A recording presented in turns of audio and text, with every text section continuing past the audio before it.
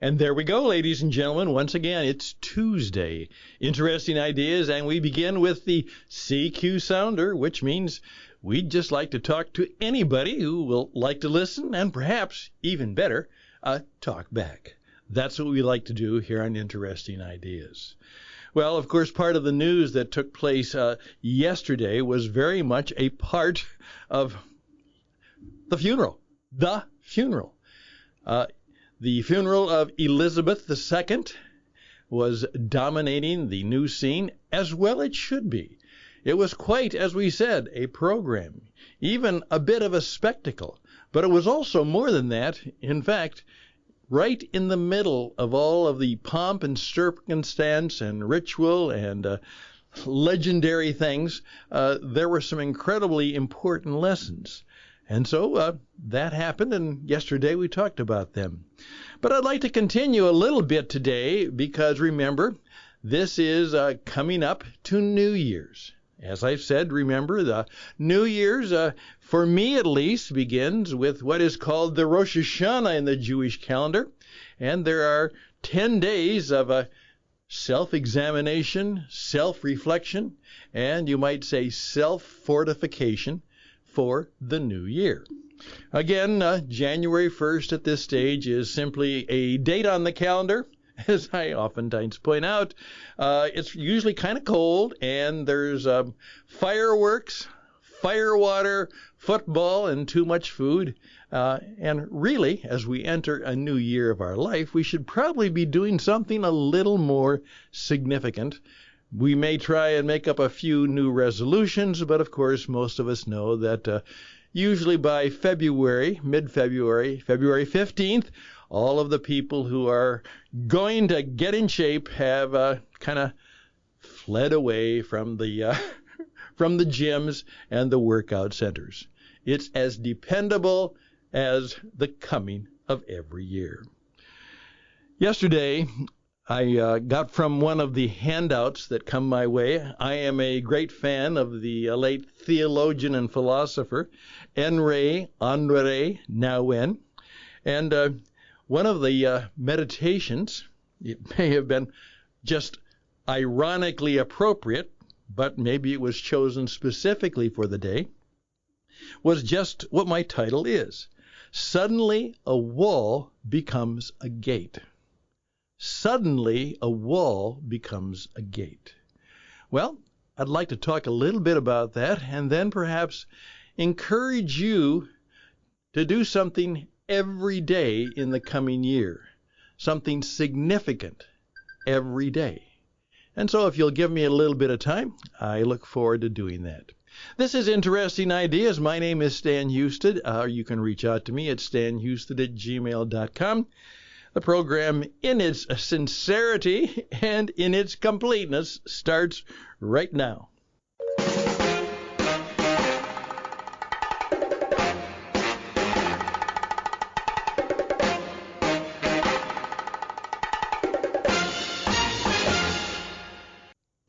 Here we go. Suddenly, a wall becomes a gate. Listen carefully. I'm reading it, so I have the double advantage, but I'll try and give the expression to it so that perhaps you can have the same emotional effect that it has on me. Death is part of a much greater and much deeper event, the fullness of which we cannot fully comprehend, but of which we know that it is a life-beginning event. What seemed to be the end proved to be the beginning. What seemed to be a cause for fear proved to be a cause for courage. What seemed to be defeat proved to be victory. And what seemed to be the basis for despair proved to be the basis for hope. Suddenly, a wall becomes a gate. And although we are not able to say with much clarity or precision what lies beyond the gate, the tone of all we do and say on our way to the gate changes drastically. Someone pointed out to me, and some of you may have read the book, it's called Denial of Death by Ernest Becker. One of my dear friends says that he reads that book every year. And it's just that. It is about our continual denial of death. And Becker goes on to say that the fact that we live in fear of death, that really is the source of all of our fears. And so I've kind of challenged myself, more particularly this year than ever, as I've celebrated 5 years of full life that I shouldn't have.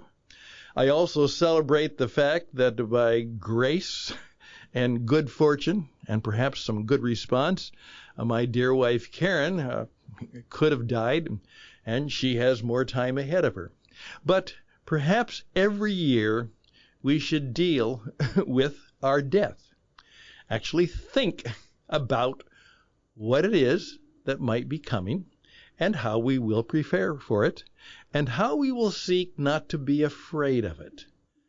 Deal with our death every new year. One of the things I've challenged people to do from time to time, particularly for leadership people, is that proverbial, how do you want to be remembered? You know, someday it won't be nearly as spectacular, but there will be a similar ceremony for you that Elizabeth went through. And what happened is that a variety of people remembered her, and they told about the things they remembered.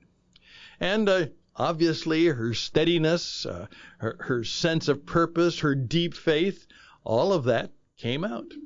I'm sure there were a number of people who perhaps had different points of view, and perhaps had encounters with her which were not to their liking.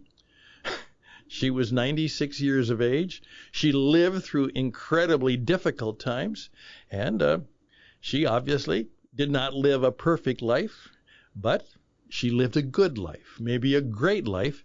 It was certainly a life that is supposed to be lived because it was lived to be in service of others. And that's fundamental. Please keep in mind, as Albert Einstein said, we are here. We are here to serve others. And with a twinkle of his eye, he would say, and that's not relative. That's why we're here. We're here to serve others. And the measure of our lives will be perhaps rated, ranked, evaluated on just how well we did that. How well did we serve others? Or were we primarily in the business of serving ourselves and getting in the way of others? Well, every new year, it would be good to deal with our destiny. It would be good to deal with our death.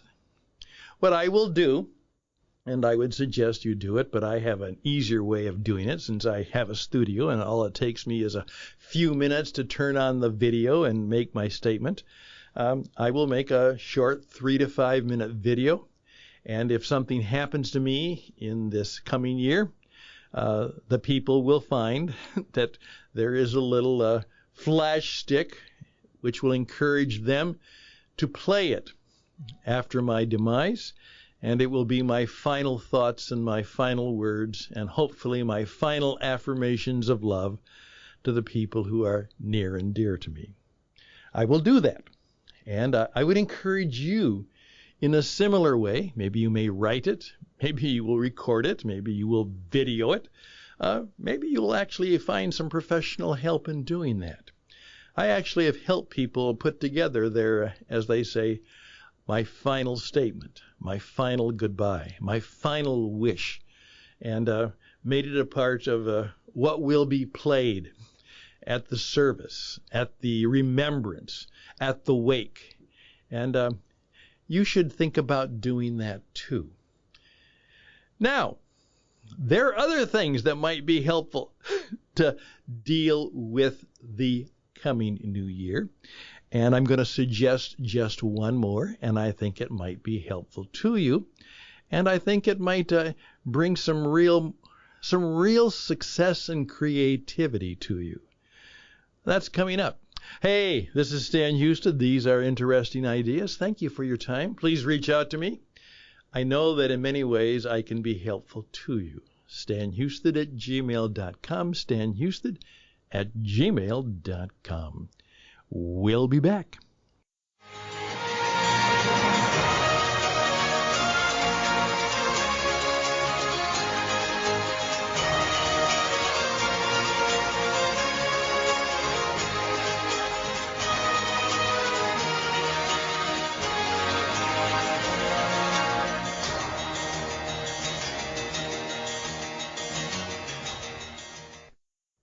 Well, I had to do it again, something I do quite often.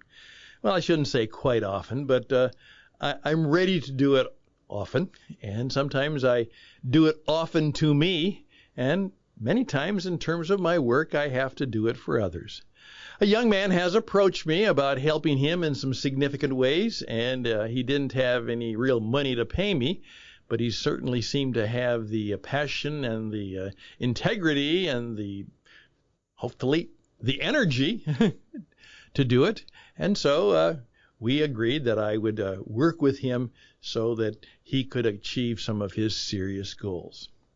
Well, there's been some ups and downs, and so finally today I simply wrote this one little line to him.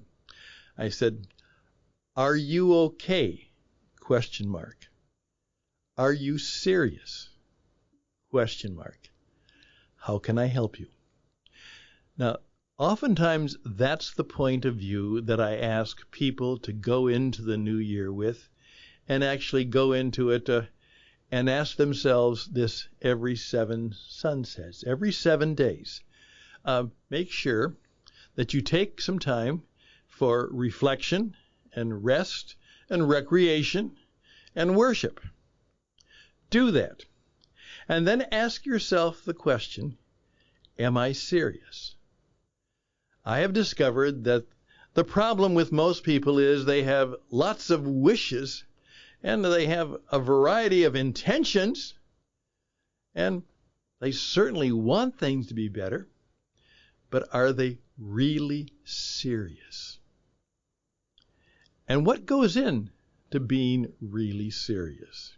Well, one of the things is you do something every day. Every day. I have an artist friend, and he's quite a character, but part of his work, and he does a lot of things. He's a magazine editor and publishes a magazine, but he's also a self-made artist, and every day he does a daily whip out. I love the term. A daily whip out. That is, he creates a work of art. It may be just something he saw, something he's thinking about. Often it's about his projects and things he's working on.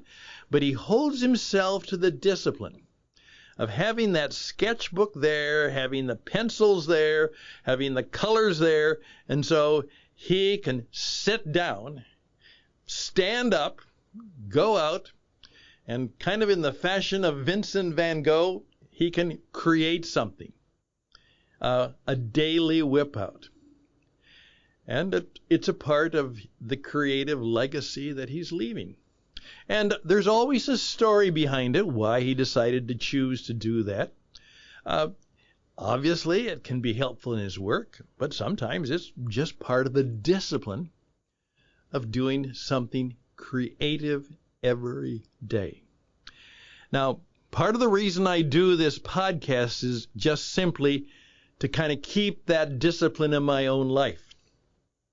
As a 50-year-long lover of radio, I should know how to do this, and so every day I take some time to do a little bit of a thoughtful radio program. But there are other things that I do every day on a regular basis that try and encourage me and try and encourage others to say, you know, I'm taking life seriously.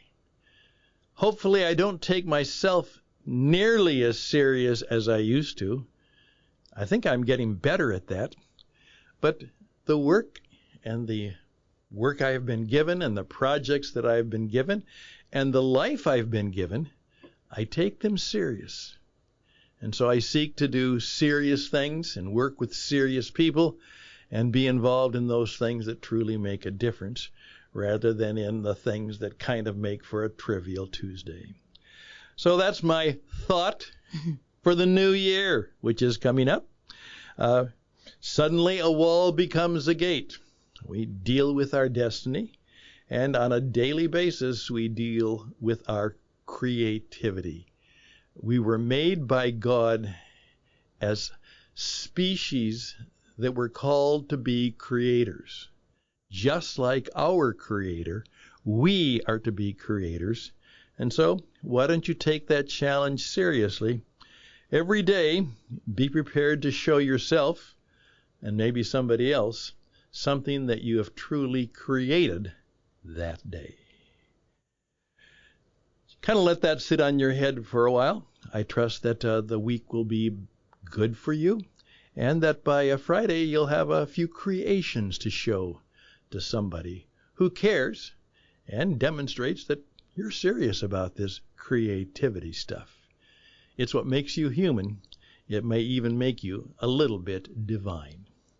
Best and blessings. Till next time. Bye for now.